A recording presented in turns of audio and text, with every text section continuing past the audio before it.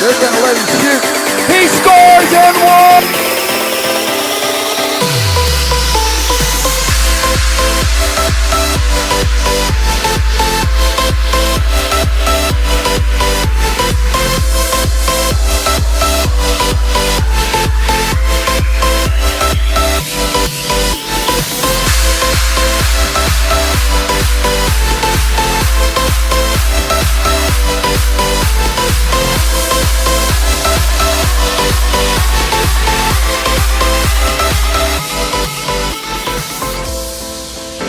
Ladies and gentlemen, please welcome to the stage the founder of Small College Basketball, John McCarthy. Thank you so much for being here tonight, and welcome to the Small College Basketball National Awards Show right here in Kansas City in the beautiful Crown Plaza. What a thrill it is to be here with you tonight to share this wonderful night. Tonight, we're going to honor the national championship coaches from the various small college levels. Tonight we're going to honor our national award winners, and as many of you are aware, we have a special treat tonight to honor the 1,000-win coaches. In the history of small college basketball, there's been 4 coaches that have ever won 1,000 games. They are all here with us tonight. Tonight, last night, this event, it's the first time they've ever gathered together. It's a really special historical night. But let me back up and tell you how we got here, how we got to this point this evening. As many of you are aware, I think it's safe to say I am a basketball junkie. As I've gotten older and hopefully matured, at least a little bit, I've become more of a people junkie. I just love people, enjoy the opportunity to lift people up. I'm not so interested in putting people down, I'm interested in people lifting people up and celebrating lives. So ultimately, we're here to celebrate your lives, the lives of those that are award winners tonight, national championship coaches and 1,000-win coaches. For years, I've created files on my computer and ultimately got to the point with those files I've found since 2009, but in 2015, November of 2015, right down the road at the College Basketball Experience, we held a press conference to announce the creation of small college basketball. At that point, we announced the website was launching, we announced our first national award, the Vivo Francis Award, and we announced the creation of the National Hall of Fame, which was to eventually be launched, if you will, after we verbally said it. The first induction class was in 2016, and that's when we launched also the Small College Basketball Hall of Fame Classic and the Vivo Francis Award at that time. So out of this grew a mission, and that mission for small college basketball is to unite all people with a passion for the game of basketball at the small college levels and to serve as ambassadors for our game. So after years, we continue to roll out new awards. Tonight, we're at the point we have 6 national awards. We're at the point where we have the Hall of Fame Classic, the Champions Classic, the awards we mentioned, the website, a robust social media platform, as many of you are aware. We've created what was the Small College Basketball Alumni Association. We've rebranded as the Small College Basketball Association. Through the Small College Basketball Foundation, and an important note on that, we are now operating fully. We've dissolved the LLC. We are now operating fully as a 501c3 nonprofit organization, and under that umbrella, many people in this room, and I'll mention several of them later, have been tremendous supporters of our efforts. And through your support, we have now built a tribute to small college basketball in what is now Hy-Vee Arena. That is going to be enhanced significantly in the coming months and years with new content, new touchscreens, new videos, etc. as we move forward. But I'm just so grateful for all those who believed in the mission and supported what we've done here. So, in short, we're really putting a lot of time into the fulfillment of this mission, to unite all people with a passion for the game at the small college levels and to serve as ambassadors. I've come to realize, though, that there's a tremendous amount of people that sincerely care about our game. I've been really fortunate with so many people I've gotten to know through this wonderful game. I want to thank a few people that have been here for years and years from day one. Putting on this show is Rick Wagner. Sometimes I admit publicly that he's become a good friend of mine, and sometimes I don't.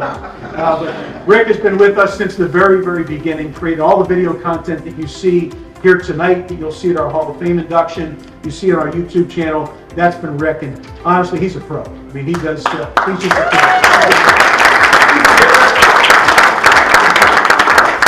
Matt Ankenbrand is our sports information director, hiding behind the curtain over here.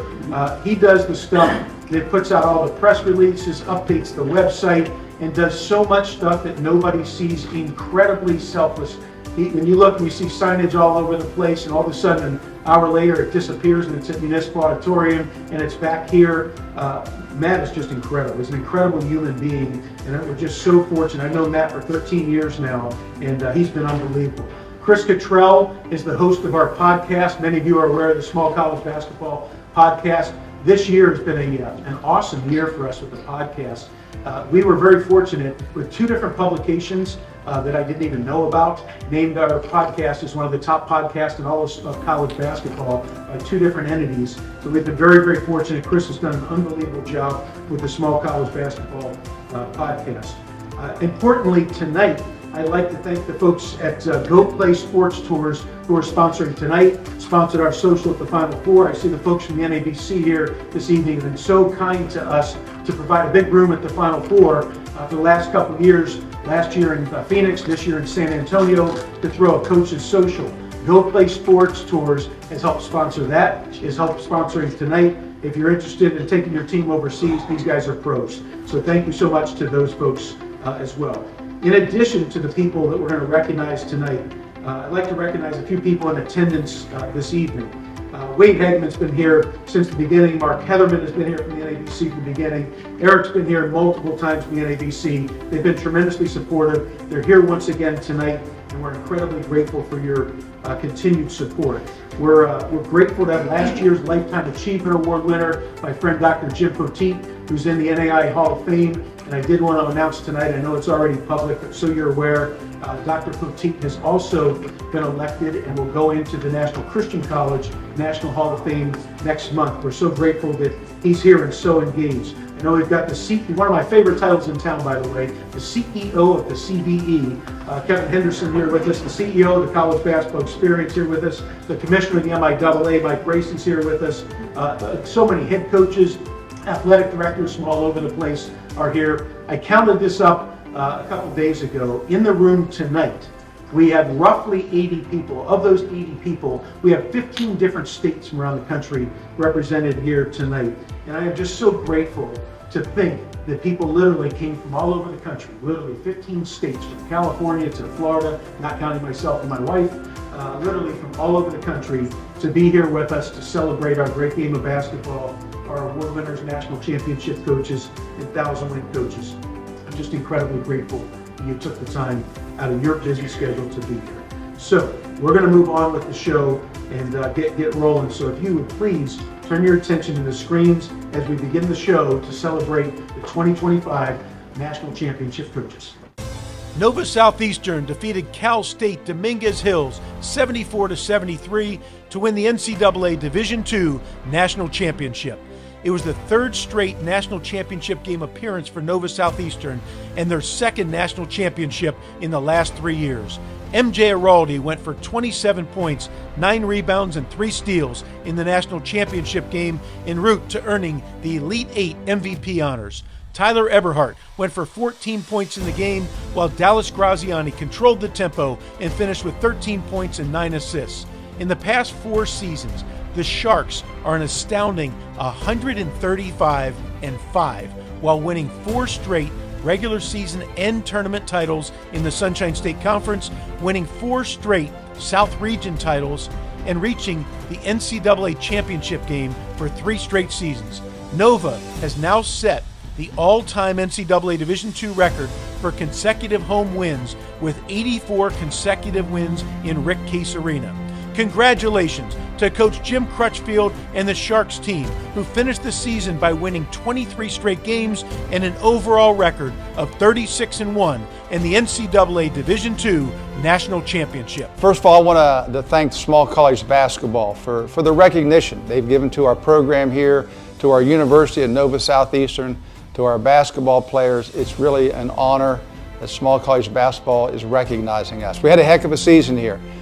culminating in a conference championship and a regional championship and then a national championship. And it was a great year at Nova Southeastern.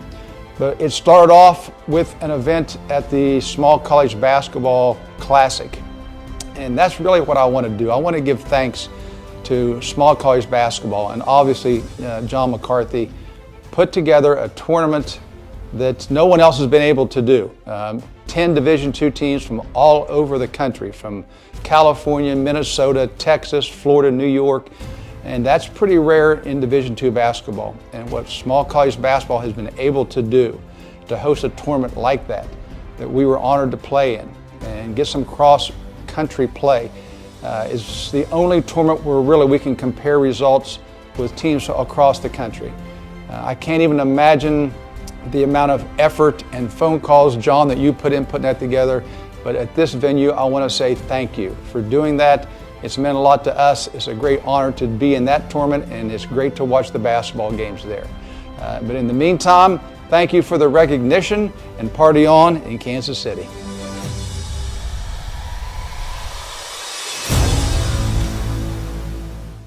Trinity from Connecticut defeated top-ranked New York University 64-60 to win the program's first ever men's basketball national championship. The Bantams, who also reached the 2024 NCAA Division III Final Four, were led by Jarrell Okorogo, who finished with 20 points and 9 rebounds, while Henry Vetter was named as the most outstanding player after hitting the game-winning three-pointer and finishing with 14 points, 5 rebounds, and no turnovers. Congratulations to Coach James Cosgrove and the Bantams team, who finished the season with 15 straight wins, an overall record of 30-3, and the NCAA Division III National Championship. Hello, my name is James Cosgrove. I'm the head men's basketball coach at Trinity College in Hartford, Connecticut. We were fortunate enough to win the NCAA National Championship for Division III this past season. A lot of hard work and a lot of dedication went into winning this title, mostly by our players and our staff. We have terrific kids that worked very hard to do this, and were nonstop in their diligence and perseverance to win our title.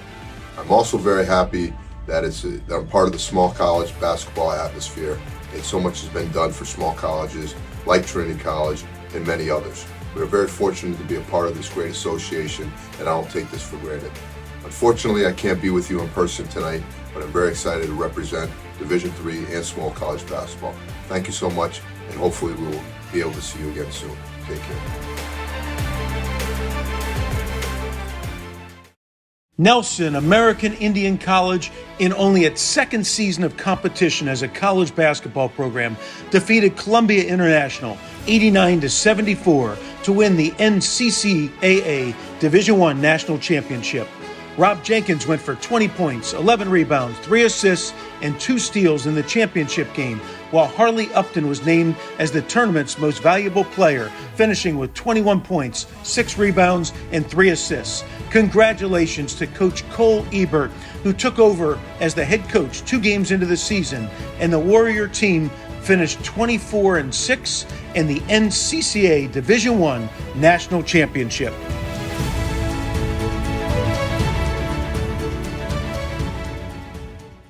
I guess it's only fitting they start with the youngest member, so I'll go first.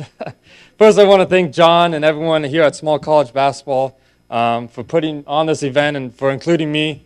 Obviously, only being a first-year head coach and to be at this event is just an honor.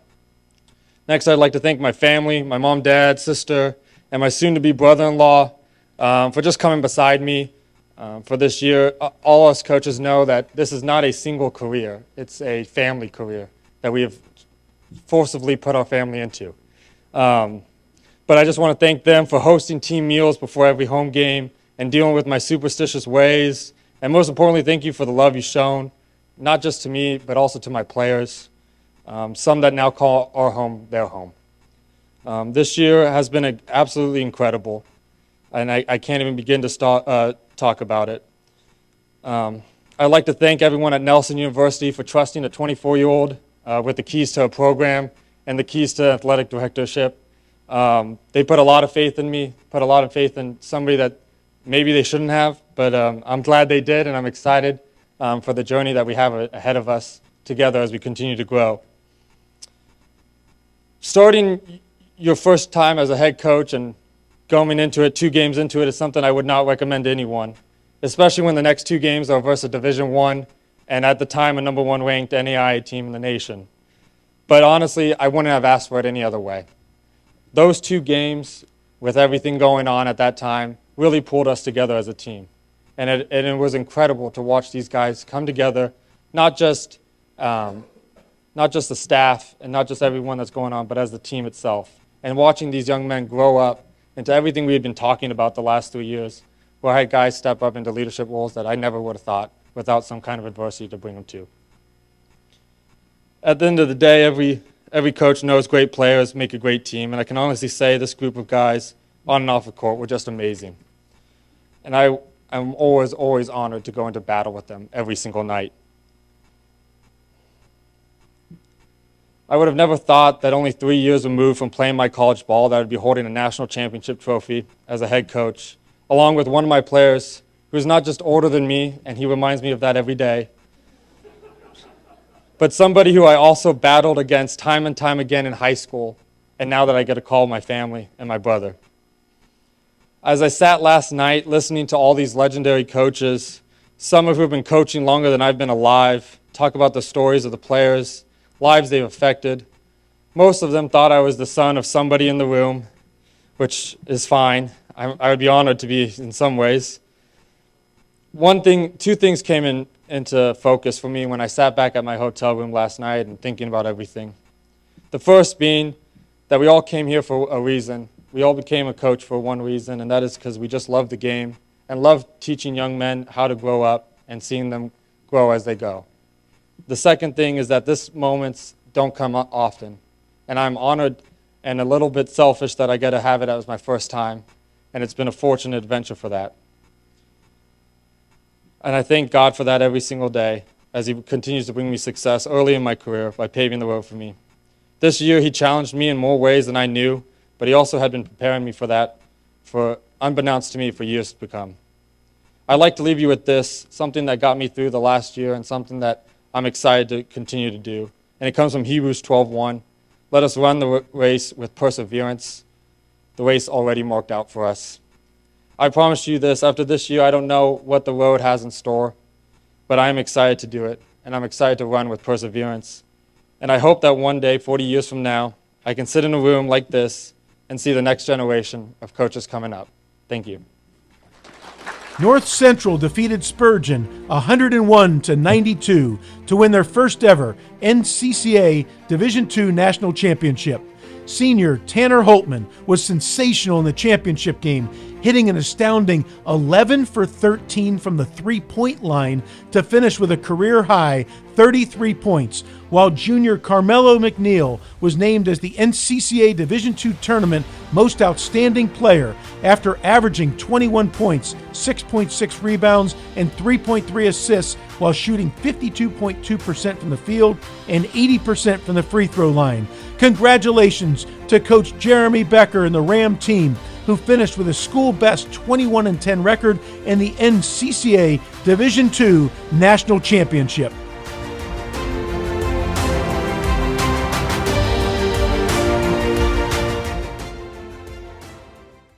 First off, I just want to say thank you to small college basketball, John, everyone associated with it, not just for things like tonight, but just all the recognition they give to so much good basketball at so many different levels. Truly an honor to stand here representing not just a great year or a championship team, but a championship family at North Central.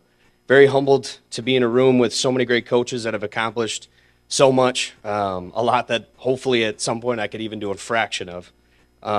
Thankful for the chance to also represent 2 levels of small college basketball with both NCAA Division III as well as the NCCAA Division II. I've been very fortunate to be in the position that I'm in, very blessed to have not only the role that I have, but the people that I've come into contact with, and God's plan is a lot better than mine and anything that I could sort of come up with. And I always say this, like my job title says basketball coach, but as a lot of us in the room understand, like that's not really our job. And I'm very fortunate to have that opportunity to speak into young kids' lives. To North Central campus community, thank you for lifting us up. Your energy, your prayers, your presence, it makes a huge difference. It's our goal as a program to be a positive addition to the rest of the campus community, not just about men's basketball, but about the campus as a whole. And you've given us so much back this season, and the championship is as much as yours as it is ours. I also want to thank our players. Nothing special happens without special people. These guys bought in from the beginning. They worked, sacrificed, believed, and ultimately delivered on a lot of goals that we really wanted to accomplish at the beginning of the season and stuff that we've been trying to do for years. We talk often about showing people how we are in our program by how we compete.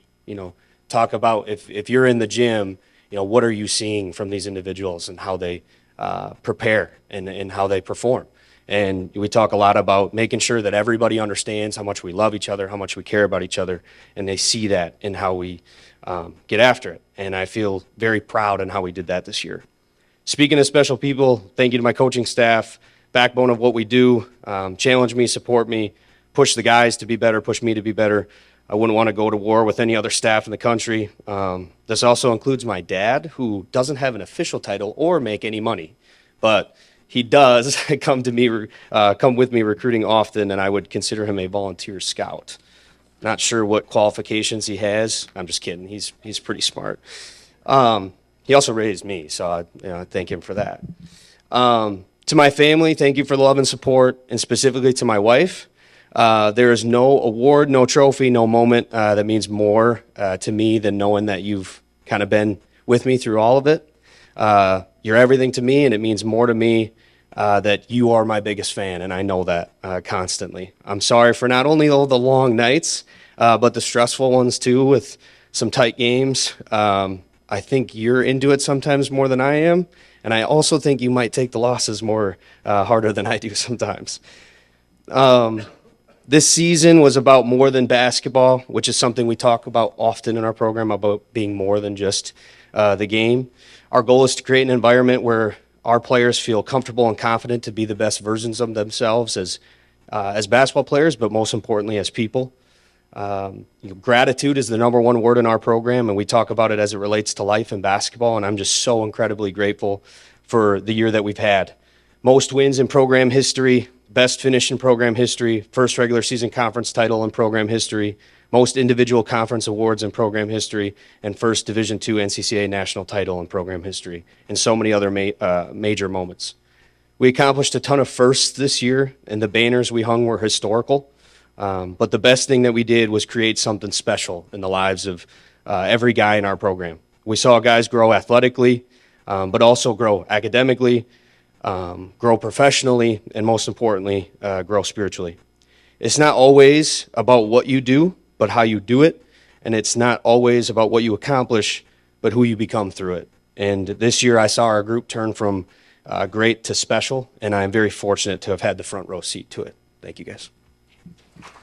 College of Idaho defeated Oklahoma Wesleyan 93-65 to win their second NAI national championship in 3 years.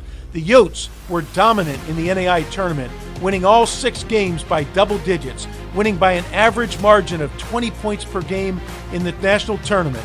In the championship game, junior Samaje Morgan went 11 for 15 from the field and finished with 28 points, being named the NAI tournament's most valuable player. For the season, the Yotes had an average margin of victory of 22.9 points per game, while holding opponents to just 62.7 points per game and only 37.8% from the field. In 6 full seasons as the head coach of the Yotes, Coach Colby Blaine has never had a season with less than 31 wins and now stands with a remarkable overall record of 205-30 and an astounding Cascade Conference record of 118-8. Congratulations to Coach Colby Blaine and the Yotes team, who finished the season with 25 consecutive wins, an overall record of 35-2, and the NAI National Championship.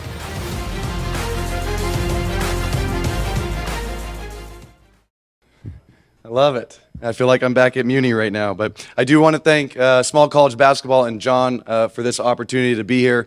I really want to thank our team and our coaching staff for caring enough to maximize their potential and provide me this experience to be out here and represent the College of Idaho. So a lot of thanks to them. But I thought tonight I would just share some stories with you guys and some lessons that we've learned along our season this last year.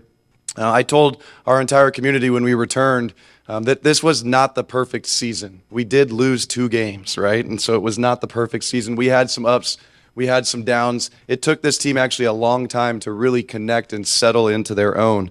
But what it was it was the perfect amount of lessons that taught us who we needed to become, right?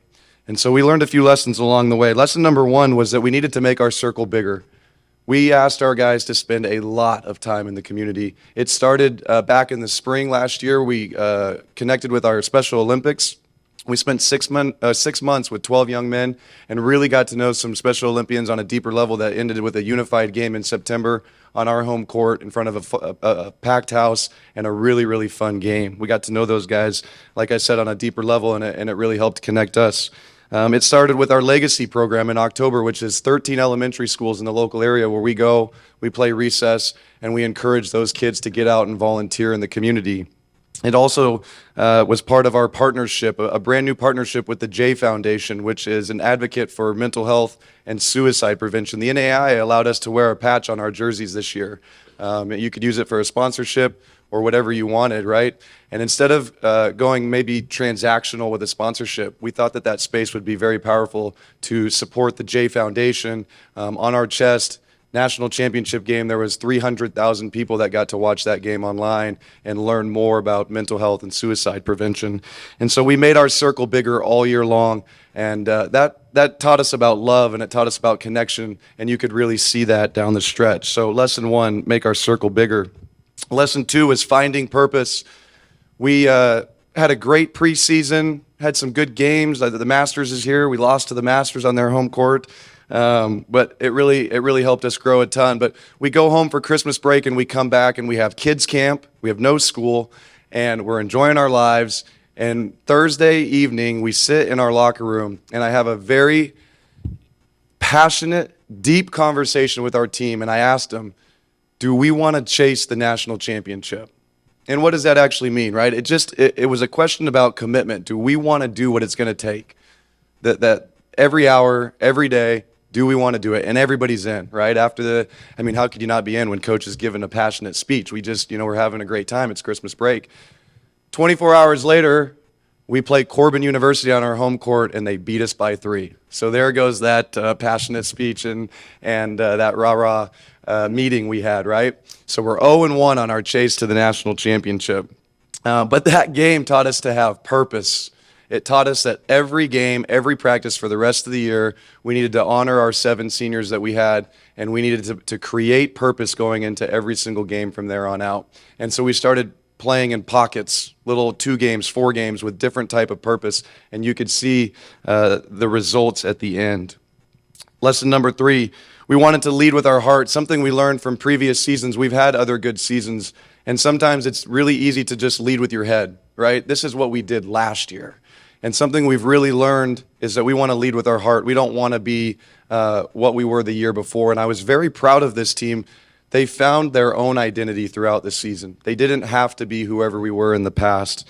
And I thought that was pretty incredible. In fact, I told this story earlier. We play in the Sweet 16 game out here, and I pulled my 4 guards aside and I said, do you guys feel okay with our ball screen coverage? Because to be honest with you, we didn't have a set ball screen coverage. The point was, lead with your heart, do what you do best, play as hard as you can.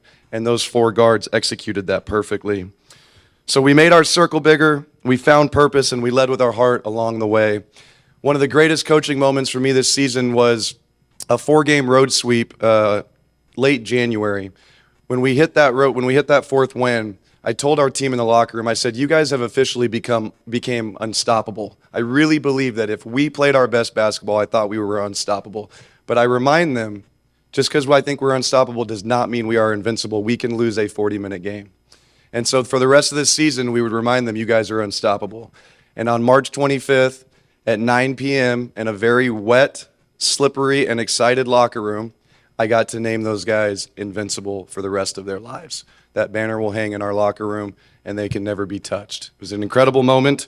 I hope to be back here again. You never know when you're going to get back to Muni and Kansas City, so I sure appreciate small college basketball for bringing me back. I look forward to spending more time with you guys tonight. Thank you. So I want to just take a moment and pay tribute to a man that has served our game for a long, long time with integrity and class. And at the time of his retirement, he had coached and won more games than any human being that has ever lived. He became the first men's coach in the history of college basketball to win 1,000 games in his career, and he finished with 1,122 wins. Of course, I'm talking about Coach Harry Statham, who is here with us tonight with his wonderful bride, Rose. He's been named the Illinois NAI Basketball Coach Association Men's Coach of the Year 12 times. And in 1987, he was inducted into the IBCA NAI Hall of Fame. And in 1998, his career accomplishments and achievements were recognized by being inducted into the NAI Hall of Fame. Statham received the AMC Coach of the Year award 8 different times and was a 6-time recipient of the NAI District 20 Coach of the Year. In 2001-2, he was selected as the NAI National Basketball Coach of the Year. In 2005, Coach Statham was recognized by the NABC at the National Convention in St. Louis, real close to McKendree, where he coached for 52 years, as the Guardians of the Game Leadership Award, an honor that was bestowed by his peers. That same summer, the United States Sports Academy presented him with its Distinguished Service Award, awarded annually to individuals who've made outstanding contributions to national and international sports through education, research, or service. In 2005, the Lebanon City Council honored Statham by renaming the roadway on McKendree campus Harry Statham Way. The university's gymnasium, the Harry Statham Sports Center, is also named for him. But what I've learned is so many people over the course of the years talk about all the important adjectives: class, integrity, character. But ladies and gentlemen, for 52 years as the head coach at McKendree, Harry Statham has shown us through his words and his actions how to live and model our values for student athletes and all of those around us. Some people talk about these wonderful adjectives, and some people, like Coach Statham, live them. He's shown us what it looks like to use the power of the coaching platform to impact the lives of young people. In 2018, we at Small College Basketball announced the creation of the Harry Statham Coach of Impact Award, which was awarded for the first time in 2019. The purpose of the Harry Statham Coach of Impact Award is to honor a coach that has used the power of the coaching platform to make a positive impact on players, coaches, and others. The coach will be a person of high character and integrity who has served as an excellent role model and who has deeply impacted the lives of others. The annual winner of the Harry Statham Coach of Impact Award must have coached at the small college level for a majority of his career and must have a high degree of personal character and integrity. The coach may be a former or current coach, but will honor a living coach annually. Ladies and gentlemen, please join me in welcoming the great gentleman of college basketball, Coach Harry Statham. Thanks, John. It's great to be here this evening. Kansas City. Certainly an honor to be part of this awards program. This is another wonderful week for small college basketball as we honor these special award winners. John has done a tremendous job with his organization. He created this Coach of Impact Award to honor a coach who is making a positive impact on players, on the game, and on society. I have spent over 70 years as a coach, and I've seen many positive things happen. on this court and in our society.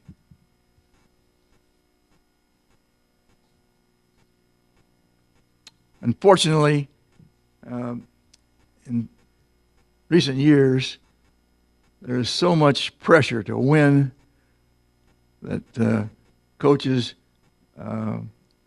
sometimes don't transfer rules properly. Sometimes key words like integrity and character are ignored, and learning opportunities are wasted. It's impossible to overemphasize character, integrity, and reputation. As I look back over the years, I see this liberal effect on our society, in our schools, and in basketball in particular. The need for more input from our coaches is desperately needed. We must use our influence to help these things along. Sorry, I'm blind. I can't see my notes. Hopefully, this Coach of Impact Award will help coaches remember how much impact and influence they have, especially on players. This year, our Coach of Impact Award goes to Greg Tunnell of Indiana Wesleyan University. He is doing an incredible job with this program.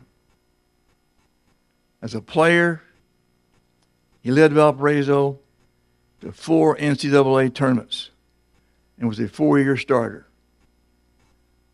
They won 20-plus games each of his 4 years. He was academic all-conference and a 2-time team captain. As a coach, he was NAIA national champion 3 times and NAIA Coach of the Year 3 times. He coached 27 NAIA All-Americans. He won 13 regular season championships and 5 conference tournament championships. He had 2 NAIA National Players of the Year and 1 Small College Player of the Year. He finished the season ranked number 1 in the NAIA Division II 4 times as the winningest coach in program history. He has the highest winning percentage of .798 and the most wins, 528. He has the most NAIA national tournament wins, 50, and the most national tournament appearances, 16. He has the most conference championships, 13. The most league tournament championships, 6. And has 8 seasons with 30-plus wins and 10 seasons with 20-plus wins. Coach Tunnell is doing an amazing job and is certainly a coach of impact. He has been a great player and knows the game. I am anxious to hear him speak about the I am 3 philosophy. He's a family man with a wife and 6 children, and his high morals which really impress the players and fans. Coach Tunnell is a fantastic coach and a wonderful role model for our players and coaches. We have some outstanding coaches who are doing a tremendous job. By honoring them with an award like this, I hope it will help them understand how much they are appreciated. The 2025 Coach of Impact Award winner is Greg Tunnell. The winner of the 2025 Harry Statham Coach of Impact Award is Greg Tunnell from Indiana Wesleyan University. Tonigal just completed his 20th season as the head coach at Indiana Wesleyan. During his illustrious career, Tonigal has compiled a record of 550 and 144 and a conference record of 271 and 75. Tonigal has guided the Wildcats to 3 NAI Division II national championships, winning it all in 2014, 2016, and 2018. Additionally, Tonigal's teams have collected 13 Crossroads League regular season championships and 5 Crossroads League tournament championships. Over the past 20 years, Tonigal has coached 24 NAI All-Americans and a 2-time NAI Player of the Year and Bevo Francis Award winner Kyle Mangus. Tonigal's teams finished the season as the top-ranked team in NAI Division II 4 times. Tonigal has been named the NABC NAI Division II National Coach of the Year 3 times and was named the 2021 Fellowship of Christian Athletes John Lotz Barnabas Award winner. Tonigal currently holds the program records for winning percentage, total wins, most NAI tournament victories, most national tournament appearances, most Crossroads League regular season championships, and most Crossroads League tournament championships. Tonigal's coaching mission is to raise a generation of men who will trade the pursuit of me for the pursuit of 3. As such, he has adopted and implemented the I Am Third philosophy as the guiding light for the Indiana Wesleyan program. With the example he sets in his own life, the impact of the I Am Third philosophy has been life-changing for his student athletes and has transformed the program. This philosophy has now been adopted by the entire athletic department at Indiana Wesleyan, implemented by the coaches of other sports, and has led to a campaign to build the I Am Third Arena on the campus of Indiana Wesleyan University. Greg Tonigal, through his words and his actions, has become a transformational coach, and we're proud that he is the 2025 Harry Statham Coach of Impact Award winner.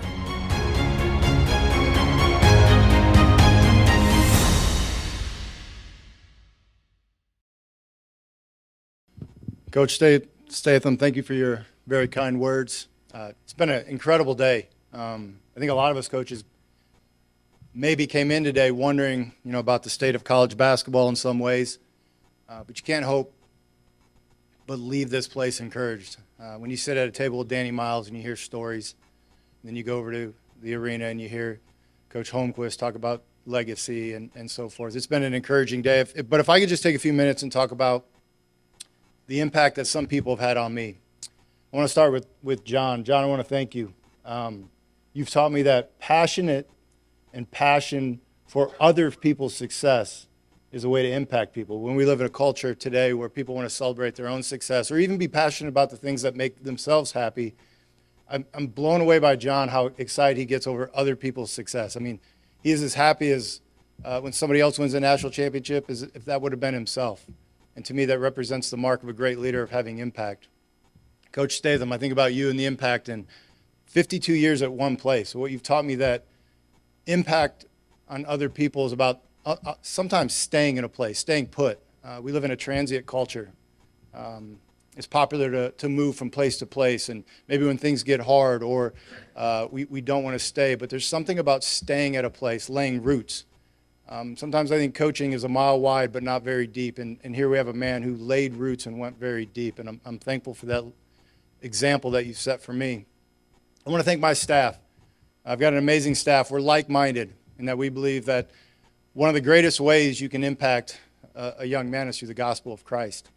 And it's not just that the gospel saves us, we believe it changes us.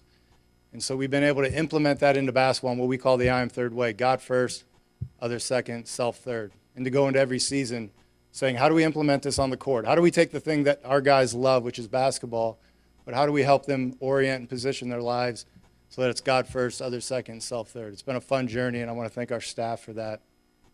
The last thing, I want to thank my parents.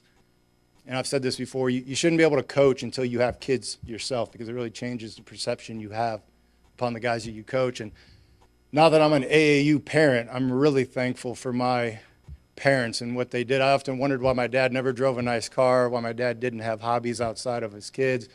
It's because he was trucking us around playing basketball everywhere in the entire country. And And I'm thankful for that. I'm thankful for the example that they set, that to have an impact, you sacrifice for other people. And to me, that's another example of what it means to live the I Am Third way, is you sacrifice for other people in the same way that Christ sacrificed for us.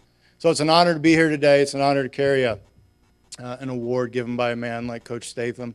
And it's an honor to be in the same room as so many other successful coaches and to carry on the legacy of the game and everything that we've heard today. So thank you for this opportunity.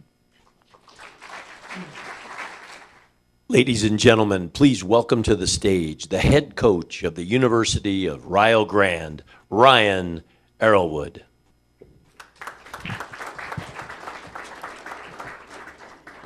We appreciate John and everything he does for small college basketball, and I'm here to represent, I'm biased, I think the greatest small college basketball player to ever play, largely in part because of the impact that he made. And the reason I'm here, our institution wouldn't be here if it wasn't for Bevo Francis. So I'm about to tell you some accolades, but my main purpose, MJ's a great player, we're going to see a video of him, but my main purpose is to tell you guys a little bit about Bevo Francis, carry on his legacy, and hopefully people can be a little curious of this man who was a phenomenon over 70 years ago. So I know I've only got 5 minutes, but I'm going to give some amazing stats and then kind of tell people a little bit about what Bevo Francis really represented and his talent. So 1951-52, Bevo Francis was a senior in high school, not able to play, didn't graduate, married with a kid. So he comes to the University of Rio Grande, 1952 and 53, getting his GED while he takes classes his first semester, has a wife, has a son, living in an apartment with his head coach. That season, Rio goes 39-0. He scores 50.1 points per game, scores 116 points versus Ashland Community College, which was a 2-year institution.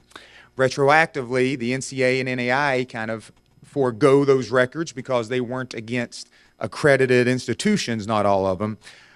But the word was out. So Life magazine comes to Rio Grande College at that time and sees all 89 students and realizes that the college is about to close down. Not just maybe close down, there are actual movements to shut our institution down. They do an article on Bevo because he's just kind of taken the landscape of college basketball over. So now it's fast forward to 53, 54. They decide, okay, we'll play 28 games, all on the road, and we'll play anybody. It doesn't matter. So 28 road games, they go 21-7. Bevo scored 41 points in Boston Garden in a win over Providence. He scored 48 in a win over Miami, scored 32 in a win over Wake Forest, who was a top 5 team in the country.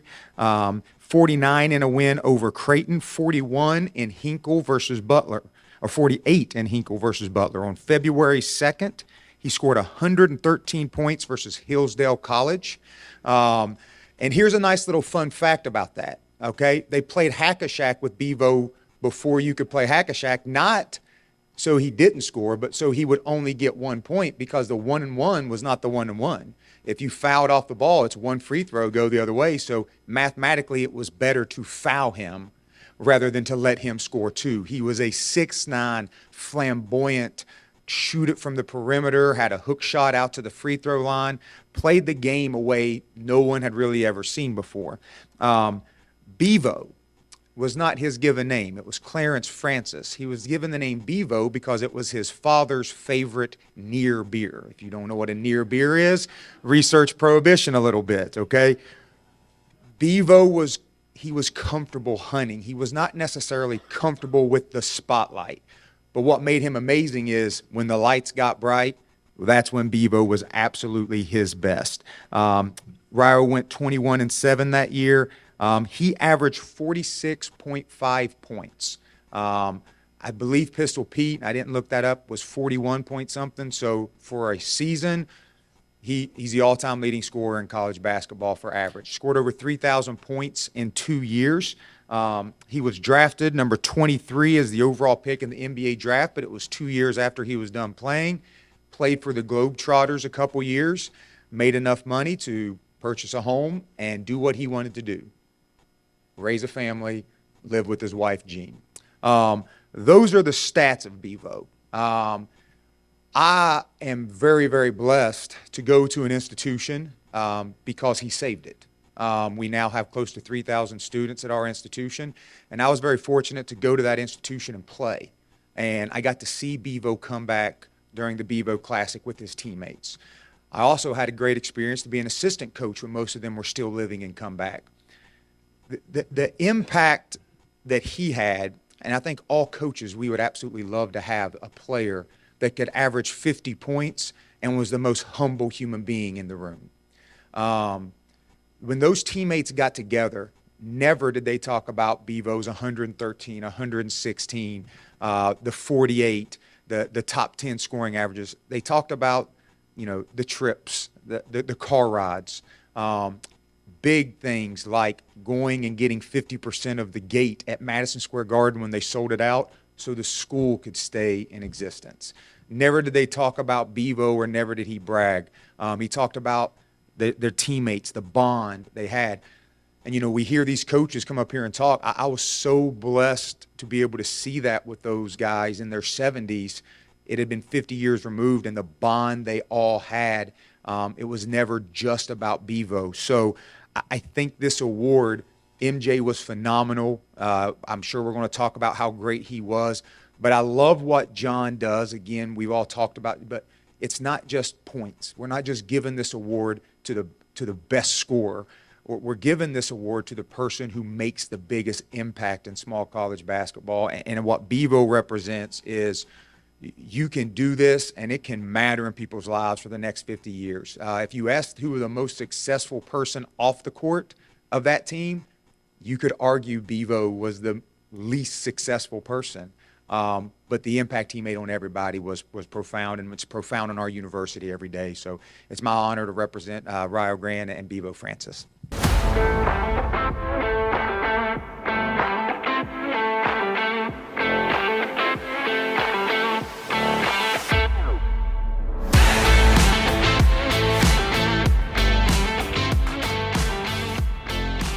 On behalf of the University of Rio Grande, small college basketball is thrilled to announce that the winner of the 2025 Bevo Francis Award is MJ Araldi from Nova Southeastern. MJ Araldi is a 6'6" senior that led Nova Southeastern to the regular season and tournament titles in the Sunshine State Conference, the South Region Championship, and ultimately the 2025 NCAA Division II National Championship, finishing with an astonishing record of 36-1. Araldi set the school record by scoring 873 points this season and averaged 23.6 points, 6.4 rebounds, and 2.8 assists, while adding 76 steals and shooting an impressive 52.5% from the field, 40.1% from the three-point line, and 82.7% from the free throw line.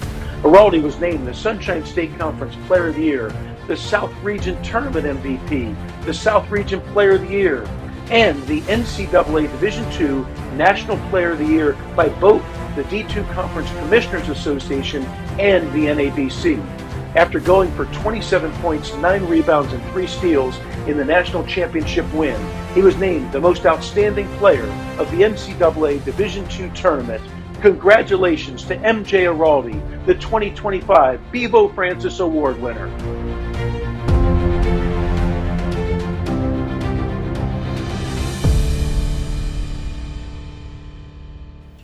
Good evening, everyone.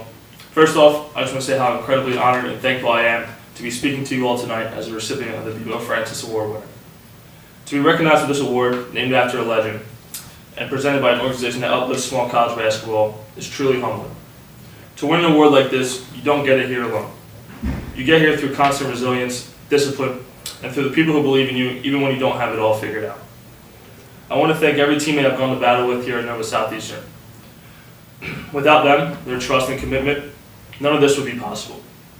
We've accomplished something historic this year by winning the Division II National Championship, and this award here is just a reflection of what we've all done together. To Coach Crutchfield, thank you for pushing me and for expecting more of me than I ever thought I had to give. Your leadership shaped not just the player I became, but the person I'm growing to now. To my family, thank you for being my foundation. Your support and belief in me has never wavered and always uplift me to being the best version of myself on and off the court. This award means more than just stats and highlights. It carries a legacy. Bevo Francis was a trailblazer, someone who showed the world that greatness doesn't need a big name school or national spotlight. He made noise from a small college when no one expected it. And now, years later, his name continues to elevate players like me who are fighting to make our mark. That's what this award means to me. It tells the story of every overlooked player who kept working. It honors the journey, not just the destination. It reminds us all that small college produces big talent, and that passion, discipline, and heart will always rise no matter where you're playing. Small college basketball. Thank you for shining light on what makes this level special. This community, this platform, and this recognition is something I'll never take for granted. I also want to give a huge shout out to John McCarthy and everything he does for small college basketball. His effort and commitment to creating a platform where the world can see how great our game is at this level is second to none. Thank you, John. I'll carry this award with pride, not just as a personal honor, but as a symbol of what is possible when you give everything you've got for something bigger than yourself. Thank you.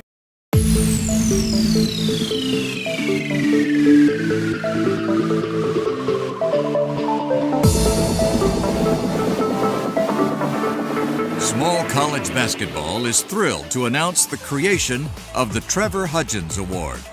The Trevor Hudgens Award will be presented annually to the senior who has had the finest overall career within small college basketball. Considerations will be overall career statistics and achievements, team achievements, awards, and personal character. The player must have played his entire career at the small college level. This will be the highest career award given to a senior player within small college basketball. The intent of this award is twofold. One, to keep the collegiate legacy of Trevor Hudgens alive and continue to tell his story to the next generation. And two, to provide a national platform to honor outstanding players and ultimately one player within small college basketball on an annual basis. I said one time in an interview that Trevor is the best player in the history of Division II basketball, and his accomplishments and his actions say that. Trevor has never lost a postseason game.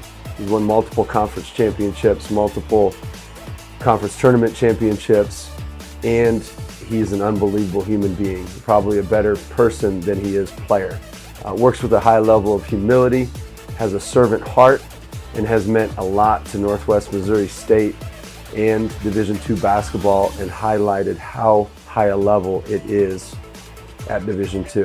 We would also like to thank small college basketball for creating the Trevor Hudgens Award. I think in the future, whoever wins this will understand what it means to be a great player, but more importantly, a great person, a great ambassador for their institution, for their program, for small college basketball. Thanks a lot to small college basketball for everything they do, and go Bearcats. Trevor Hudgens led the Northwest Missouri State Bearcats to 3 consecutive NCAA Division II national championships. The first time in NCAA D2 history that a team has won 3 straight national championships. During his career, Hudgens never missed a game, started every game, and never lost an NCAA tournament game, leading the Bearcat teams to a remarkable 17-0 record in the NCAA Division II national tournament. During his career, Hudgens led the Bearcats to 4 straight MIAA regular season championships and finished his career with an astounding record of 131-8. He was named Division II Player of the Year in back-to-back seasons in 2021 and 2022. He holds both the Northwest Missouri State scoring and assists records, and his 2,829 career points are the most in MIAA history, which is a conference that has been around for over 110 years. His scoring total also ranks second all-time in Division II basketball history. His 168 three-pointers during his senior season set the all-time NCAA Division II record for threes in a season. He was named MIAA Player of the Year in 3 straight seasons from 2020 to 2022. In 2022, he received the prestigious Bevo Francis Award, given to the player who had the finest overall season of any player at the small college levels in the country. In 2022, he was signed by the Houston Rockets. The Trevor Hudgens Award will be presented annually during the Small College Basketball National Award Show.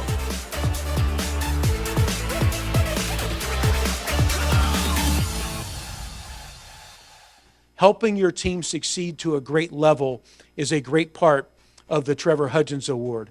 And we are so proud of this year's winner, Caleb Lowry from the Masters in California. And I'm really pleased that Caleb is here with his new bride.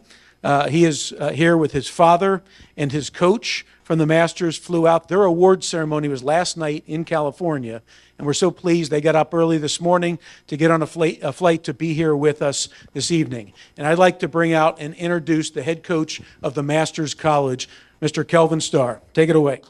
I'm from Australia, so I'm used to jet lag, traveling back and forth. But John, thanks for what you do for small college basketball. I've only just met you recently, but I can safely say that his passion is why we're here today. And I would tell you this, now I know who to call if I want to find out statistics or any records in small college basketball, because you have that down pat. Today I got to witness the press conference over there in Muni, and I would like to say to those winners, those 1,000 winning coaches, appreciate the wisdom you imparted, but in particular, thank you for making me feel young again. I appreciate that. Before I say anything about Caleb, I would like to recognize his dad, who's here today with us and flew out with me, Thomas Lowry. You, my friend, have done an amazing job of raising an amazing young man, and you should be very proud. And I want to thank you personally for entrusting Caleb to me all these years and partnering in his life. Caleb, I could go on about his stats, 2,300 points, 1,500 rebounds, all the rest of that stuff. 3-time GSAC Player of the Year, 3-time NAI All-American, 2 of those first team. He's won 111 games in his career, 2 GSAC titles, 3 national tournament appearances. He's had an amazing career, but with all that being said, I really want to talk about Caleb's character. He's a man of character. He's a man of conviction. This year, he challenged himself to step up as a leader in our program and to lead our program, did an amazing job of doing that. But there's 2 things in particular that I'd like to mention, and one is Caleb's loyalty. Caleb could have transferred multiple times, could have left our program.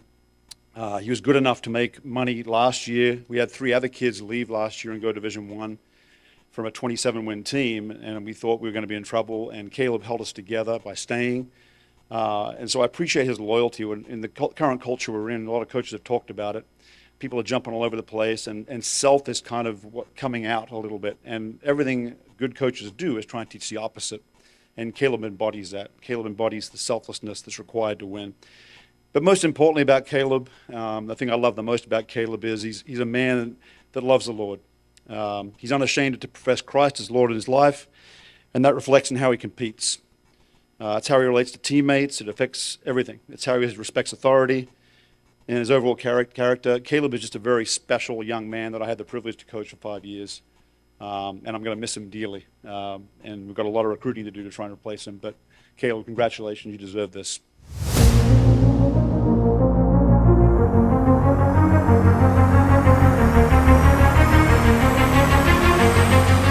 Small college basketball is proud and excited to announce the winner of the 2025 Trevor Hudgens Award.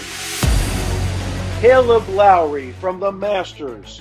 During his career, Caleb Lowry led the Masters to a 111-40 record during his 5 seasons with the Mustangs, winning at least 20 games in every season, winning the GSAC regular season title in 2024 and 2025, and reaching the NAI tournament 3 times.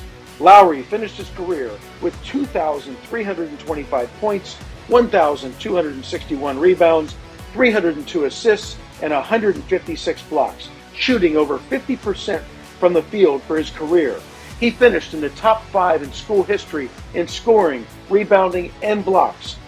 Lowry was named as the GSAC Player of the Year for 3 consecutive years and named NAI All-American for 3 straight seasons. Congratulations to Caleb Lowry, the winner of the 2025 Trevor Hudgens Award. Caleb, congratulations on winning this award. Phenomenal career at the Masters, leading your team to over 100 wins with only 40 losses. back-to-back regular season titles, over 2,300 points, 1,200 rebounds, top 5 in scoring, rebounds, and blocks in school history, GSAC Player of the Year 3 times in a row, as well as All-American 3 times in a row. Your character on and off the court has been known and praised. Just the loyalty you had to the Masters and to your coaches and your teammates, I really admire. And I hope that you continue playing, and hopefully we end up seeing each other in the future. But I just wanted to congratulate you and wish you best of luck. God bless. First off, I want to thank John McCarthy and Small College Hoops for putting on this amazing event all together and flying us out and allowing us to attend it. To be named a finalist in 2 different awards among the best college basketball players within the small college arena is mind-blowing and a feeling that you can't describe, and I'm honored. There are many different talented players across the country that deserve this award as well, so I'm truly honored. To address Mrs. Hudgens, who's here today, and the Trevor Hudgens family, who this amazing, astounding award is named after. Congratulations to Trevor and his family on his amazing collegiate career, winning 3 national championships at the NCAA Division II level all consecutively. Thank you for setting the blueprint for what us smaller school hoopers needed. You're the true definition of a winner. Being named the winner of the Trevor Hudgens Award is humbling, but also an amazing feeling that is indescribable, not just for me, but for my family as well. We're grateful to God for all the blessings he has placed in our life. To my brothers and sisters, TJ, Josh, Joel, Alicia, Shane, Becca, I know I got a lot of family members. Yeah, to me. Thank you for sticking with me throughout all the ups and downs. I love you guys, and I wouldn't trade you guys for anything in the world. To my coach, Coach Starr, you've been like a second dad to me, and I've known you since you've known me since I was born, and we'd have that amazing relationship. You treated me like your own kid, which can be good and bad, but I really do love you, and I'm going to miss being coached by you because I've enjoyed every moment under you, both in basketball and in life. To my grandparents, thank you for being the best fans. You guys are always at my games and supporting me any way it was needed. To the Masters University, thank you for allowing me to come to the school to not just display and improve my basketball skills, but also making Christ the main focus as the center of schooling and education. It's been a great 5 years, and I wouldn't have wanted to spend them anywhere else besides TMU. To my parents on both sides, Alyssa's family and my family, thank you for always believing in me and instilling in me when it was needed most. To my dad, who's here today, you're my loud coach, my number 1 fan, my superhero, my best friend. I love you, and I thank you for everything you've done to sacrifice for me. To my wife, Alyssa, thank you for sticking with me through the good and the bad, and I can't wait to see us grow together throughout these many years. And I love you with all my heart. Lastly, to my mom, this award is for you. I know you aren't with us, but I just hope you are just looking down on me with a big smile and knowing that you are making me proud.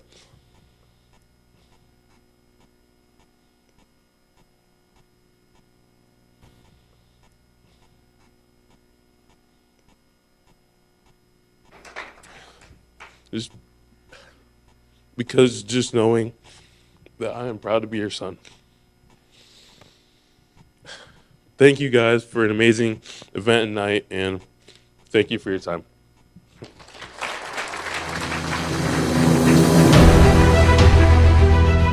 Small College Basketball is extremely excited to announce the creation of the Ryan Terrell Character and Inspiration Award.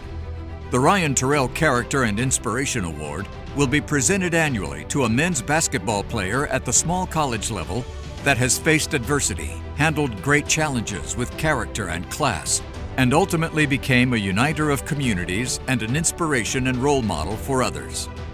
The intent of this award is twofold. First, to keep the story and legacy of Ryan Terrell alive and continue to tell his story to the next generation. And second, to provide a national platform to honor a player that has faced adversity, handled it with tremendous character and perseverance, and ultimately became a uniter of communities and an inspiration and role model for others.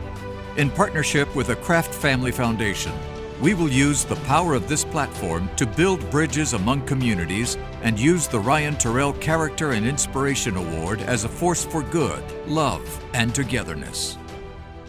Hailing from Southern California, Ryan Terrell chose to turn down NCAA Division I offers to follow his faith and attend Yeshiva University in New York.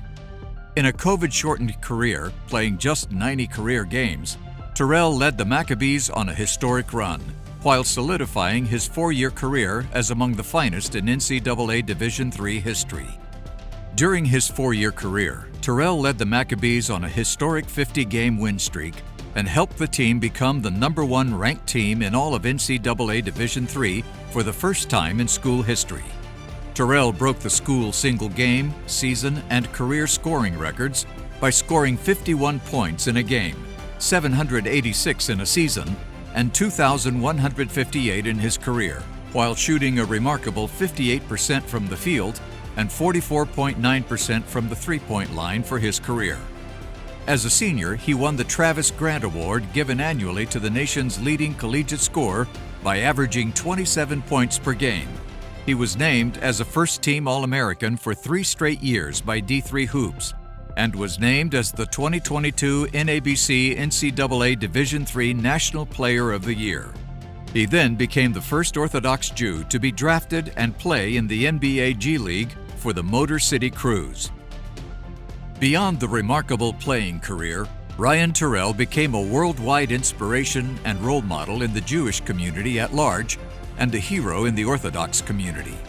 His play garnered global attention, while his charisma, character, smile, and kindness made him among the most celebrated and recognized small college players of all time. Terrell has become a beacon of hope and an inspiration to the Jewish community, and far beyond. We are thrilled to announce this new major national award, the Ryan Terrell Character and Inspiration Award.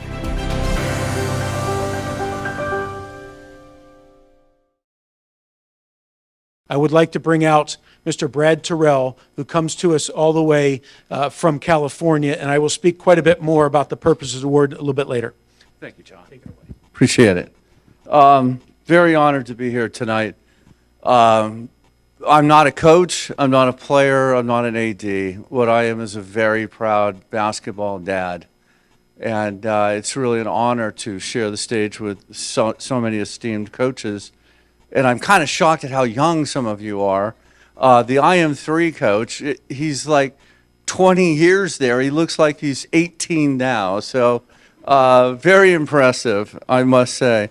It's a great night because the Masters College coach, Kelvin Starr, his 2 sons and Ryan were competitors, were in the same league, and they were the #1 team. I think we were the #3 team, and we had battles, and Jordan Starr and Caden Starr and Ryan Terrell, we would all, I have photos, we were looking at photos from their senior year. Their team won the state championship in Division V, and Jordan Starr became the state player of the year in Division V, and Ryan was the state player of the year in Division IV. Kelvin offered Ryan a scholarship, Masters, and we went, I don't know, Orthodox Jew, outstanding Christian college. I think but thank you, and I still want to thank you for that, Coach. Ryan, as John said, Ryan is playing, he played 2 years in the G League with the Motor City Cruise, really interesting. They were very accommodating to his eating kosher and not driving or flying on Shabbos, on Friday night to Saturday night. He never, I think he missed 1 game. There's only 1 conflict in 2 years. He's now playing in Israel, where there are no conflicts in that way. He is averaging 18 points a game. He's shooting 53% from 3, and he starts the playoffs tomorrow. And the traffic would be so bad, there's no way he could have made it here tonight. But he would have loved to.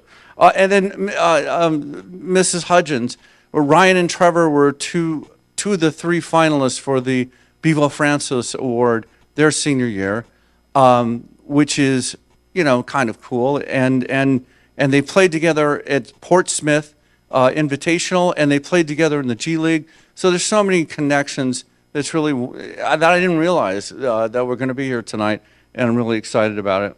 I want to thank John McCarthy, obviously the hardest working man in college basketball.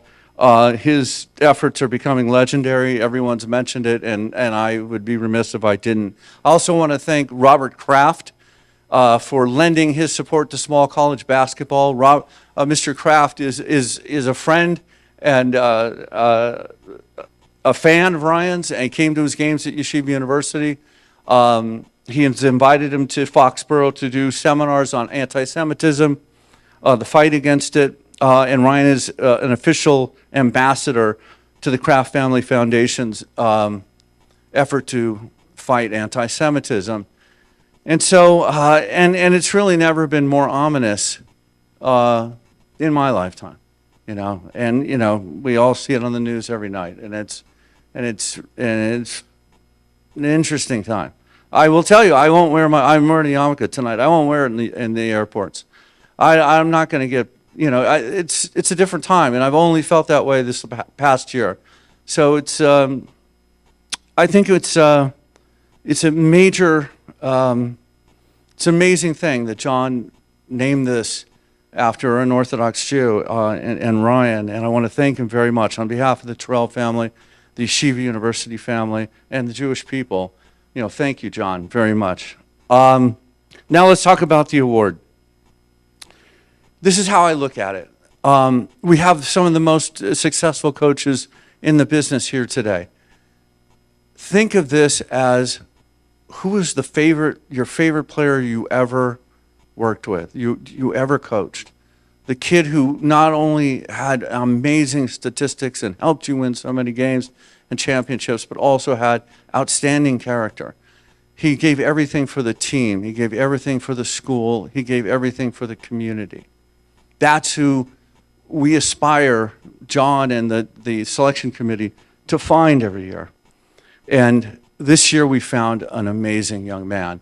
And he was nominated by his head coach, Mike Donnelly, who said this when he was recruiting Jaden to Southern Florida College. He said, Jaden is a once-in-a-lifetime person. Not a once-in-a-lifetime player, he's a once-in-a-lifetime person. And how prophetic Mike was. So let's roll the tape now and meet this remarkable young man, Jaden Booth. The winner of the 2025 Ryan Terrell Character and Inspiration Award is Florida Southern's Jaden Booth. A native of Omaha, Jaden Booth started his collegiate career at the University of Nebraska at Omaha before transferring to Florida Southern College. When Jaden committed to Florida Southern, Coach Mike Donnelly got a call from Jaden's mom telling him that he just got a gift from Nebraska, and she wasn't referring to basketball. During his redshirt freshman season, Booth made 2 starts and averaged 7.3 points per game. During his second season at Florida Southern, Booth took his game to another level, leading the team in scoring and assists, finishing with 17 20-plus point performances and 4 30-plus point performances, averaging 22 points a game. During the 2 games of the 2023 Small College Basketball Hall of Fame Classic, Booth was sensational, averaging 34 points, 5 assists, 4.5 rebounds, while shooting 54.3% from the field, 57.9% from the three-point line, and went 19 for 20 from the free throw line, leading the Mocs to 2 big wins. With this performance, he became the first player to ever earn back-to-back Most Valuable Player awards at the Small College Basketball Hall of Fame Classic. With less than a minute left in the second game of the SCB Hall of Fame Classic, and with 38 points, 5 rebounds, 4 assists, and 0 turnovers, Booth suffered a severe injury that required major reconstructive surgery. Even at Booth's lowest moment, his true character shined. Booth is a person of deep faith, and he knew that he could handle this obstacle and adversity. According to Coach Mike Donnelly, the team immediately sprinted to the training room when the game ended to support Jaden. When I arrived, said Coach Donnelly, everyone was in tears. Jaden was surrounded by teammates and family members. Our trainer knew it was severe. Jaden's exact words were, It feels like someone took a knife to my knee and completely gutted everything inside. However, the most remarkable thing happened. Jaden's tears quickly turned into a huge smile when he realized we had won and pulled off the upset. He told the team that he loved them and how proud he was of their effort. He hugged me, told me he loved me, and said, "Don't worry, Coach. Our tragedy is God's strategy." A week after his surgery, Booth was on the bench cheering on his teammates as Florida Southern defeated number 1 Nova Southeastern, snapping their 62-game regular season win streak. After this devastating season-ending injury, Booth made a remarkable, inspiring comeback during the 2024-25 season, leading the Mocs to a 26-9 record and averaging 21 points, 5.3 assists, and 4.7 rebounds, while also leading the team with 65 steals and shooting a remarkable 92.2% from the free throw line for the season. He was named First Team All-Sunshine State Conference and First Team South Region, while also being named to the Bevo France Award watch list of just 25 players in all of small college basketball. 2 years ago, Booth started a summer basketball camp in Omaha to provide not only skill training, but character development as well. His camp strives to develop positive character traits that will empower kids to have success throughout their life, even after their basketball career concludes.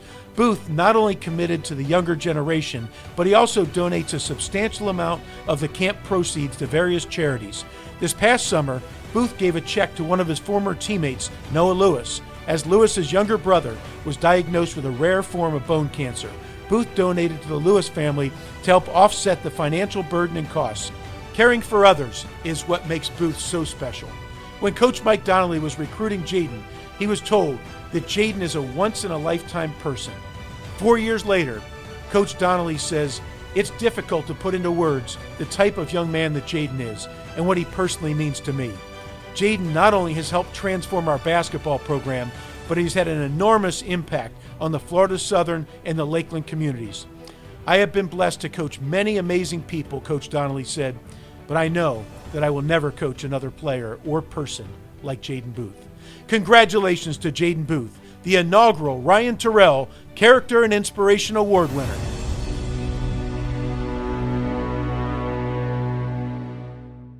Good evening, everyone from Israel. Jaden, I would have loved to be there personally to hand you this award and congratulate you tonight. You're a prime example of what is great about small college basketball. You're not only a great player, but you use your platform to uplift and inspire those around you, enriching your community. I have deep respect for you as a player and a person. Your resilience in the face of adversity is truly inspiring. Congratulations again, and I look forward to seeing your continued path to success and impact on others. Congratulations. Wow. Just, I didn't pay anyone to say any of that. So just super humbled. But first off, I have to give all the glory to my Lord and Savior Jesus. He's truly been so good to me, even through adversity and what some may see as tragedy. I'd like to thank Ryan Terrell and the family and the Kraft Foundation for selecting me for this prestigious award. I truly admire how Ryan has carried himself on and off the court, and I have enjoyed watching his journey over the last several years. John McCarthy, I got to say a huge thank you to you as well. The events you put on are top-notch, and they have allowed me to get national recognition, which I'm so thankful for. But more importantly, you are such a genuine, kind man who just loves the game of hoops, so it's honestly real easy to like someone like yourself. But thank you for all your hard work and all you do for us athletes and coaches, both past and present. I would also like to thank my wife, who's here tonight. We started dating about a month after my knee injury, and she stuck with me through the highs and lows and always encouraged me. So I'm so grateful to be able to do this life with you, so thank you, and I love you. To my parents, family, and Florida Southern as a whole, I wouldn't have been able to overcome this injury without the support, the resources, and the constant belief that you all gave me. On November 5th, 2023, I thought my world was turned upside down. I had just come off of an All-American year. I was projected to have another terrific year, back-to-back All-American, potential to make the Elite Eight, and a potential candidate for National Player of the Year. But God had much different plans. On a back cut that I've done millions of times against the number 8 team in the country, we were up 4, and it actually wasn't under a minute. It was a minute and 40. I remember it like it was yesterday. and I was quite honestly having the game of my life. I jumped up for a layup, and I ended up tearing my MCL, ACL, PCL, and my meniscus. And like they said, I felt all of it. But little did I know then and there that God's ways were going to be much better than what I had in mind. Throughout my rehab process, I came across this phrase that I believe the Lord put on my heart, and it says, "Our tragedy is God's strategy." I quickly learned that our ways are not God's ways, that our dreams are sometimes not God's dreams. But when we surrender to His will, He will work everything out together for our good and for His glory. I remember after the game, my trainers had basically diagnosed me with tearing my ACL, but they didn't know quite the extent of it. I was outside with my dad on my crutches, just crying, but it was tears of joy. I told him that if this happened at any other school, with any other people, I might not be able to come back from this. But I knew with the love, the community, and the strength from my Lord, I would do what some may seem as impossible. During my rehab, I would quickly meet the love of my life. I grew deeper in my relationship with the Lord, and I was able to develop a new perspective of life. I worked tirelessly to come back after just 10 months of rehab when I had multiple doctors say it would be a 15 to 18-month recovery process, and I might not play again or at the level that I once did. Each day sometimes felt very repetitive, but I began to fall in love with the process all over again because I knew this was all a part of God's plan. This past year was an unforgettable one for many reasons, one of which being that I was able to make a full recovery from tearing everything in my knee. Secondly, I was right back to where I was prior to the injury, but a highlight of this past year was on January 4th. Not many people know this, but my biggest fan was my grandma Julene. She called me High Point because I had a few good games throughout my career, and she would count my points on her hands and toes sometimes. But she passed away on January 3rd of this year, and on January 4th, we played against Lynn University, where, to be honest, I've never had a good game there. But on January 4th, just a day after she passed, I hit a career high of 40 points, which I'd never done before, solidifying for my grandma that I am High Point, and I will go on to hit that mark another time this past year. But it wasn't for me, it was for my grandma. This award means a lot to me, not because of what I was able to do, but because of the faithfulness of the God I serve. Ryan and John and the Kraft Foundation, thank you so much for selecting me as the first ever winner for this award. I am forever grateful. And remember that our tragedy can be God's strategy. Thank you. The Lifetime Achievement Award for the Small College Basketball Association is presented each year to an individual who has demonstrated a continuous commitment to small college basketball, including measurable, lasting, and sustained leadership and service, as well as an impact on the game over a career or a lifetime. The Lifetime Achievement Award is presented each year at this event. Nominations for the award are made by members of the Small College Basketball Association. This is the 7th year of the prestigious Lifetime Achievement Award. Please turn your attention to the screen to learn more about our 2025 winner, Reggie Minton.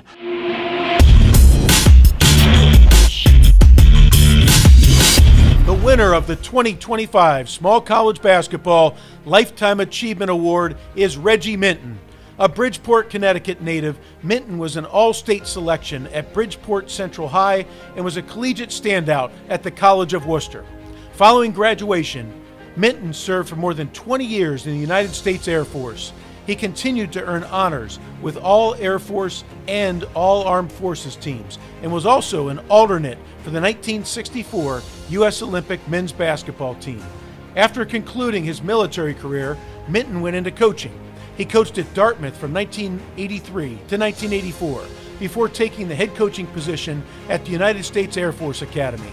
Minton held the position for 16 years, which still stands as the longest coaching tenure in school history. He was named the Mountain West Conference Coach of the Year in 2000.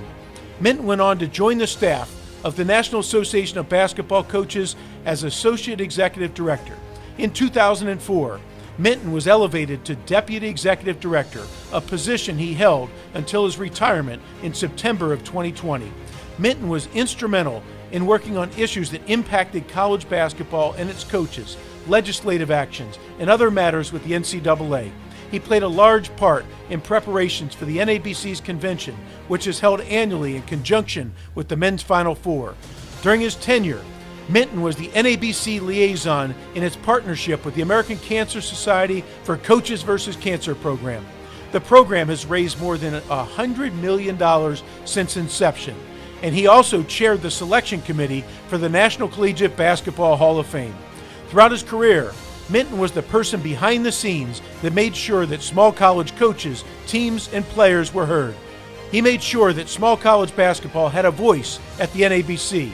Throughout his career, Minton was active with USA Basketball, the Naismith Memorial Basketball Hall of Fame Board of Trustees, and the NIT Selection Committee. He also served on numerous NCAA committees, including a term as the chair of the Rules Committee and a consultant to the NCAA Basketball Issues Committee. Congratulations to Reggie Minton, the 2025 Small College Basketball Lifetime Achievement Award winner.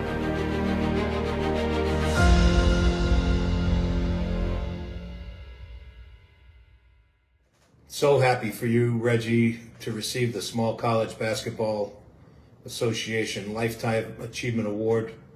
For most of my professional life, I've been associated with Reggie Minton as a friend, a coach, a colleague, and a mentor.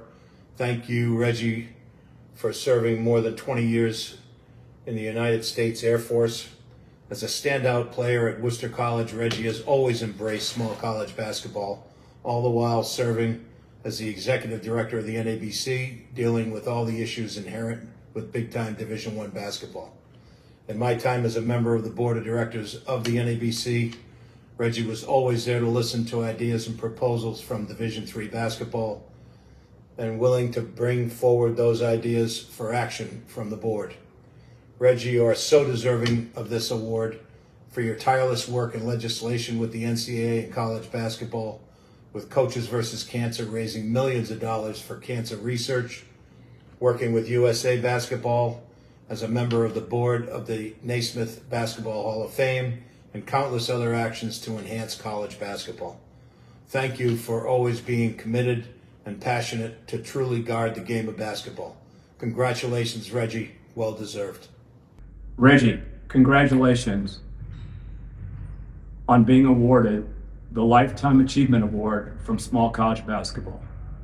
Your unwavering support of student athletes, of coaches, and to the game of basketball has been a steadfast force in moving the game forward. I can't think of a better person to be recognized by this honor. From your career at the College of Worcester to manning the sidelines at both Dartmouth and Air Force, coupled with your experience with USA Basketball, all demonstrate the excellence that you exhibited throughout your long tenure. Again, Reggie, congratulations. I'm super excited for you. Well deserved and well earned. Hi, Reggie. Just wanted to say congratulations on the Small College Basketball Lifetime Achievement Award. And I remember getting on the NABC board as a Division III representative and walking into a room with the biggest names in college coaching, and it was clear how much they respected you. And what meant so much to me is how you made me feel important in that room. And for a guy just starting out in a role like that, and I think you did that for a lot of people. Thanks, Reggie. Congratulations. I cannot think of a more deserving person to receive this Lifetime Achievement Award presented by the Small College Basketball Coaches Association. I was fortunate enough to see firsthand your tireless and selfless work on behalf of the betterment of our game, both as a coach at Air Force and later as the Deputy Executive Director of the NABC. Reggie, your appreciation and support for basketball coaches and programs at all levels of the game, NCAA Division II, Division III, and NAIA, is amazing. You are truly a coach's coach. I'm honored to consider you a friend, and Reggie, congratulations on receiving this well-deserved honor. Reggie, first and foremost, thank you. Thank you for answering the phone 20 years ago and helping me identify coaches that would be willing to go to Kuwait, Afghanistan, and Iraq. Many trips over many years, plus you were always willing to go yourself. Not a lot of people wanted to jump on helicopters and fly around Iraq and Afghanistan while the wars were going on. But you did, and once again, I thank you for that. Thank you for helping me get wounded warriors to the Final Four on many occasions. And it's not over yet, Reggie. This August, we're going to do the 20th anniversary of Operation Hardwood. We're going to do it at Camp Arif John in Kuwait. And as always, there's a seat reserved for you on the airplane. I hope you can join us. Thank you for everything, my friend. Nobody could have done it better than you. Take care.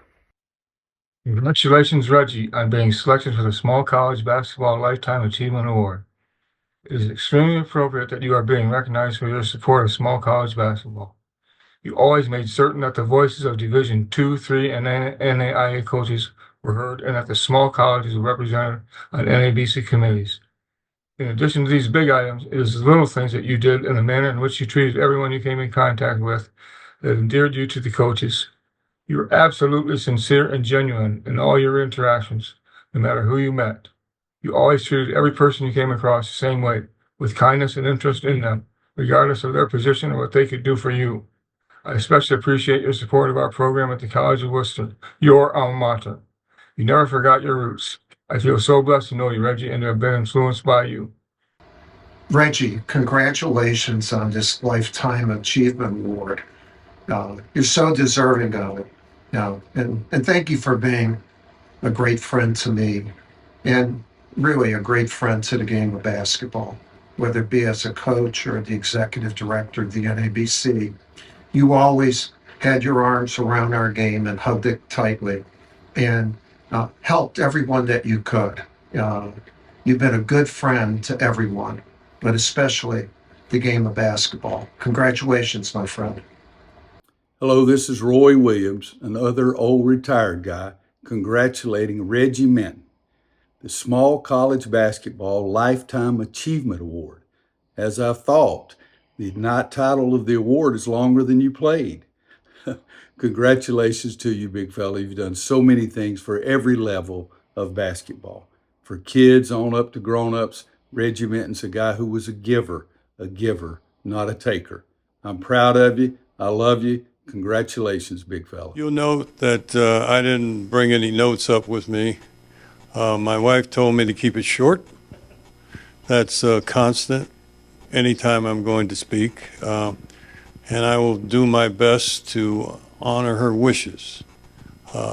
First of all, let me begin by saying how flattered, humbled, and grateful I am for this recognition.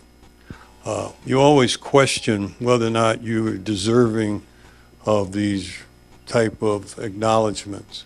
I think I qualify for this one. Lifetime sort of indicates that you're old. And so I guess that's the one qualification that none of us will debate. As far as accomplishments, I'm a very fortunate person. I've got a beautiful, great family, and some of them are here with me tonight. My wife, Evelyn, is here in the front row. She is not getting up under any circumstances whatsoever. My daughter, Sharon, is sitting next to her. That was my son, Reg, who played for me at the Air Force Academy, that helped me up on the stage and will help me down. His wife, Ashley, is here somewhere, but I can't see back there, and their son, Landon. So, having acknowledged that, I also look across and see some dear friends from my days at the NABC. I see two of my neighbors who were kind enough to come. The check's in the mail. So I know a number of years ago, John McCarthy came to my office at the NABC and told me about this project that he was talking about.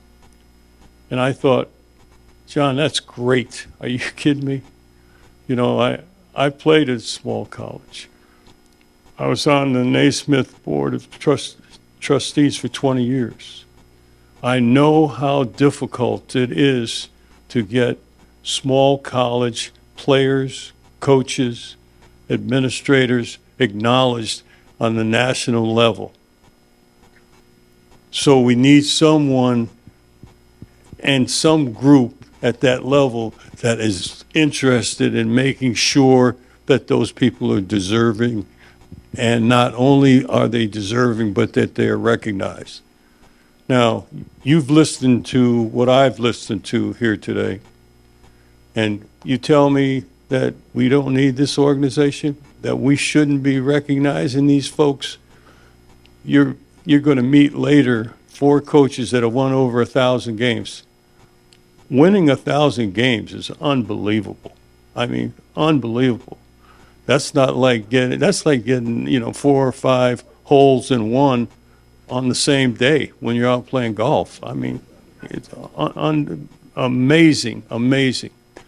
And so I really want to talk with the 2 minutes that my wife gave me about John McCarthy and small college basketball and what they are doing and have done for the game. This is tremendous acknowledgement of these young people that you've seen come up here, you've seen recognized. All of them are young to me, you know, so those coaches that you thought were, you know, in their 40s, yeah, they look like kids, like they're in their 20s. But they're doing what they were meant to do, and that's to teach, educate, and bring out the best in all of us. What I see when I look at our coaches is dedicated young people that want to do the very best and bring out the very best in our young people. And you don't have to be at a gigantic school to be a great coach. You don't have to be at anything other than a place in your life where you're willing to work diligently at the profession that you've chosen. And I promise you one thing, there's not one coach who's married that doesn't have a wife that's his best assistant coach, because she's going to critique him. She's going to tell him what he did right and what he did wrong, and he's going to listen to her. He may or may not agree with her, but he's not going to disagree with her. Okay. I promise you that much. So at the end of the day, and they learn a lot about the game, you know. The only thing I asked my wife was that don't coach your son when he comes home, because I've already probably been on his butt, and then I want him to come home and find you loving him, not jumping him, okay? The biggest tribute I was ever given when just about coaching was my son played for me at the Air Force Academy, and he went into the Air Force and was flying planes in special ops, and we were over in Europe to visit him, and he said, you know, Dad, of all the guys that I know that played for their father, I'm the only guy that I know that enjoyed it.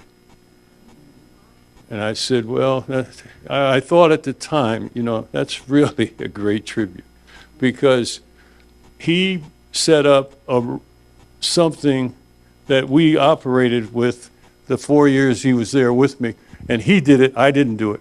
When we were on the floor, he called me coach. The minute we walked off the floor, I was Dad. So we never had to deal with, you know, that's the coach's son deal on our team. We never had to do it, because that's how he addressed me, and that's how it worked. And our players, it's amazing the impact we have as coaches. We don't always understand that. And John McCarthy, what you are doing here with this organization is unbelievable. About 3 weeks ago, they had a celebration for me at the Air Force Academy. I was very reluctant to bring this up to too many friends or family about going because I didn't know if this was going to be a couple dozen former players that were going to be drinking beer and talking stuff. I didn't know. So as it turns out, we have like 200 people there. And it was a unbelievable show of love and consideration for our family. And I can't tell you how much it meant to all of us. I'm going past my time, but I will leave you with one thought. Each one of you, when you leave here tonight, you go home, plant a tree. Now, you may not live to see the shade of that tree or enjoy that shade of that tree, but someone may. Good night. Thank you.